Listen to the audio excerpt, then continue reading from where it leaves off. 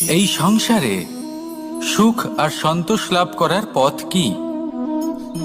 ত্যাগ করা নাকি মেনে নেওয়া? এটা হলো একটা ধাঁধার সমান, আর যে বুঝতে পারে তার কাছে এক মিত্রের সমান। দেখুন, আপনি যা বদলাতে পারেন তা আপনি বদলে ফেলুন, যা আপনি বদলাতে পারবেন না তা আপনি স্বীকার করে নিন, আর যা মেনে নিতে পারবেন না তাকে নিজের থেকে আলাদা করে দিন। ধরুন, আপনার কোনো অভ্যেস আছে যা আপনি বদলাতে চান, বদলে ফেলুন।